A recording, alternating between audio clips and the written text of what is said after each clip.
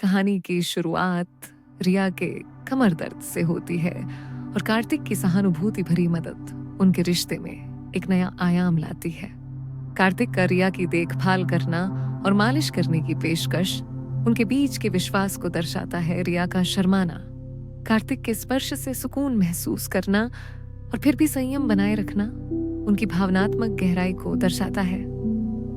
ये दिखाता है कि वह कार्तिक की मदद को महत्व देती है, लेकिन साथ ही सामाजिक मर्यादाओं का भी ध्यान रखती है। कार्तिक का रिया की तारीफ करना, उनकी त्वचा की साफगोई की बात करना और फिर भी औपचारिकता बनाए रखना उनके सम्मानजनक और देखभाल करने वाले स्वभाव को उजागर करता है। मालिश के बाद रिया का तरोताजा और शांत महसूस करना और अगले दिन उनकी खूबसूरती और आत्मविश्वास में वृद्धि ये दर्शाता है कि कार्तिक की देखभाल ने न केवल उनके शारीरिक दर्द को कम किया, बल्कि उनके मन को भी सुकून दिया। नाश्ते के समय कार्तिक का रिया की तारीफ करना और साड़ी के बारे में पूछना और रिया का हंसमुख जवाब दोनों के बीच एक सहज और दोस्ताना रिश्ते को दर्शाता है।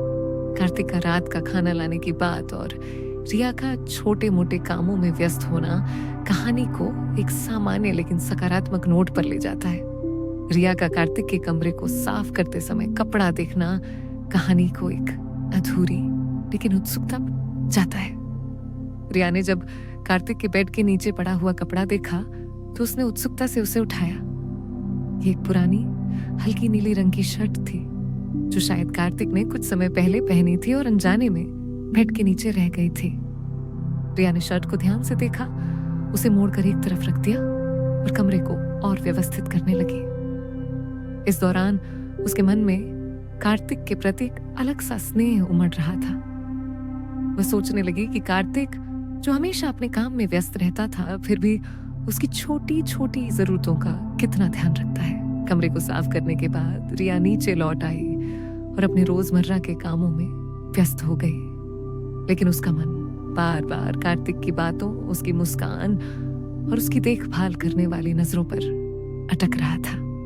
उसने खुद को समझाया कि यह सिर्फ एक भाई भाभी का रिश्ता है जिसमें स्नेह और सम्मान होना स्वाभाविक है। फिर भी कहीं ना कहीं उसके मन में एक हल्की सी उलझन थी। वह नहीं चाहती थी कि यह स्नेह किसी गलत दिशा में जाए, लेकिन कार्तिक की मासूमियत और उसकी फिक्र ने उसे एक अनजाना सुकून दिया था। शाम होने तक कार्तिक घर लौट आया। उसने अपने वादे के मुताबिक रात के खाने के लिए बाहर से खाना लाया था। उसने रिया को बुलाया, भाभी जी देखिए, मैं आपके लिए आपकी पसंदीदा बिरयानी और कुछ तंदूरी रोटी ले आया हूं। आज आप किचन में मत जाइए, बस आराम कीजिए। रिया ने मुस्कुराते हुए कहा, अरे कार्तिक, तू तो मेरी हर बात का ध्यान रखता है। इतना लाड प्यार करेगा तो मैं बिगड़ जाऊंगी। कार्तिक हंसते हुए बोला, बिगड़ने में क्या बुराई है भाभी जी, आप तो हमेशा सबका ध्यान रखती हैं। अब मेरी बारी है। दोनों ने डाइनिंग टेबल पर बैठकर खाना शुरू किया। खाने के दौरान बातचीत का माहौल हल्का फुल्का और हंसी मजाक से भरा था। कार्तिक ने रिया से पूछा, भाभी जी आपने कहा था कि आप साड़ी कम ही पहनती हैं, लेकिन सच बताइए, आपको साड़ी पहनना पसंद है या नहीं? रिया ने हंसते हुए जवाब दिया, पसंद तो है, लेकिन साड़ी संभालना थोड़ा मुश्किल होता है और फिर रोज रोज तो सलवार कमीज ही आसान लगती है। कार्तिक ने चुटकी लेते हुए कहा, फिर तो किसी खास मौके पर आपको साड़ी में देखने का इंतजार करना पड़ेगा। वैसे मैंने एक बार भैया को कहा था कि भाभी को साड़ी में देखना चाहिए, वो भी बोले कि आप पर बहुत जंचेगी। रिया के गाल फिर से हल्के से लाल हो गए। उसने बात को हल्का करने के लिए कहा, अच्छा अब तू खाना खा और मुझे तारीफों में मत उलझा। वैसे तूने आज क्या क्या किया, कुछ काम की बात बता। कार्तिक ने अपने दिन के बारे में बताना शुरू किया, कैसे वह अपने ऑफिस में एक नए प्रोजेक्ट पर काम कर रहा था और कैसे उसे अपने बॉस से तारीफ मिली थी। रिया ने ध्यान से उसकी बातें सुनी और बीच बीच में हल्के से मुस्कुराती रही। खाना खत्म होने के बाद रिया ने बर्तन समेटे और कार्तिक ने भी उसकी मदद की। रात गहराने लगी थी और दोनों अपने अपने कमरों में चले गए। रिया अपने बेड पर लेटी लेकिन उसका मन आज फिर से उसी सुकून भरे पल में खो गया जब कार्तिक ने उसकी कमर की मालिश की थी। वह सोचने लगी कि शायद ये सिर्फ उसकी भावनाएं हैं जो लंबे समय से किसी के ध्यान और स्नेह की कमी महसूस कर रही थी। उसने खुद को तसल्ली दी कि वह कार्तिक को सिर्फ एक छोटे भाई की तरह ही देखती है और कुछ नहीं। अगले कुछ दिन सामान्य रूप से बीते। कार्तिक और रिया का रिश्ता वही स्नेह और हल्के फुल्के मजाक के साथ चलता रहा, लेकिन रिया के मन में एक छोटा सा बदलाव आया था। वह अब अपने लिए थोड़ा और समय निकालने लगी थी। हल्का मेकअप, अच्छे कपड़े और कभी कभी अपनी पुरानी साड़ियों को निकालकर देखना। एक दिन उसने सोचा कि कार्तिक की बात को मानकर वह किसी खास मौके पर साड़ी पहनेगी। शायद ये सिर्फ खुद को तरोताजा रखने का एक तरीका था, लेकिन कहीं ना कहीं कार्तिक की तारीफों और उसकी देखभाल ने उसे यह आत्मविश्वास दिया था। कुछ दिनों बाद एक शाम कार्तिक घर लौटा तो उसने देखा कि रिया किचन में व्यस्त थी, लेकिन आज उसका मूड थोड़ा अलग लग रहा था। वह थकी थकी सी नजर आ रही थी, शायद घर के कामों से या फिर मौसम की वजह से। कार्तिक ने अपना बैग रखा और सीधे किचन में चला गया। भाभी जी, आज आप कुछ उदास लग रही हैं। क्या हुआ? कमर का दर्द फिर से तो नहीं हो रहा? उसने चिंतित होकर पूछा। रिया ने मुस्कुराने की कोशिश की और बोली, नहीं कार्तिक, दर्द तो नहीं है, बस थोड़ी थकान है। आज बाजार गई थी कुछ सामान लाने। कार्तिक ने कहा, अरे आप क्यों गई? मुझे बता देती, मैं ले आता। अब आप आराम कीजिए, मैं चाय बना देता हूं। रिया ने मना किया, लेकिन कार्तिक नहीं माना। वो किचन में ही चाय बनाने लगा और रिया को सोफे पर बैठने को कहा। चाय बनाते हुए वह बातें करता रहा, अपने दोस्तों के बारे में, ऑफिस की मजेदार घटनाओं के बारे में। रिया सुनते सुनते हल्के से हंसने लगी। जब चाय तैयार हुई तो दोनों बालकनी में बैठकर पीने लगे।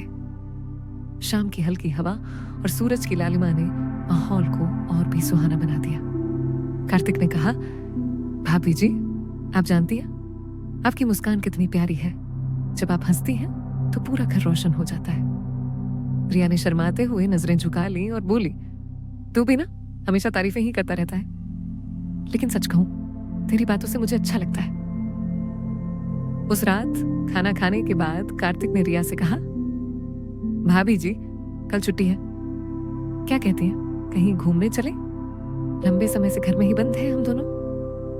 रिया थोड़ी हिचकिचाई, लेकिन फिर मुस्कुराकर बोली, ठीक है, लेकिन कहाँ? कार्तिक ने सोचा और कहा, पास के पार्क में या फिर कोई मॉल में, बस थोड़ा बाहर की हवा लग जाए। रिया सहमत हो गई।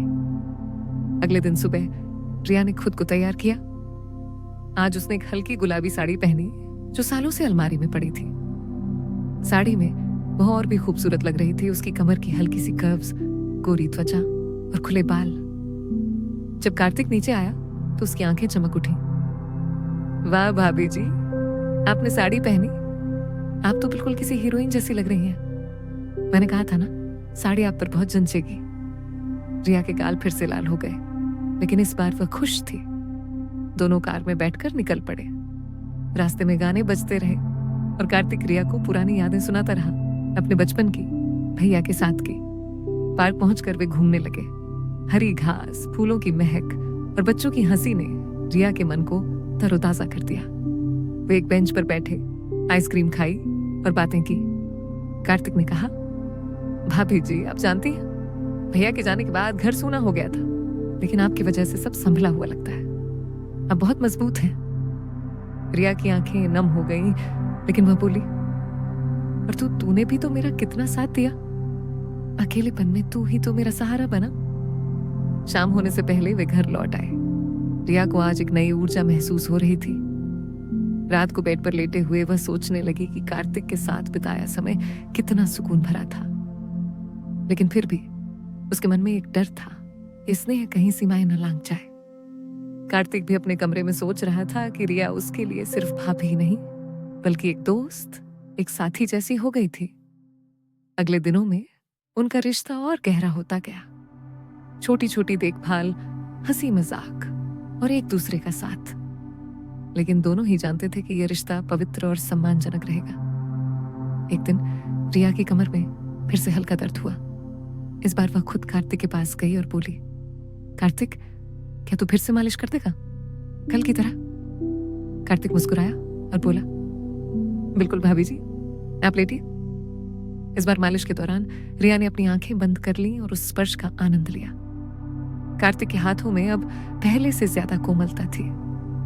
जैसे जैसे दिन बीतते गए उनका बंधन मजबूत होता गया, लेकिन हमेशा मर्यादाओं के दायरे में।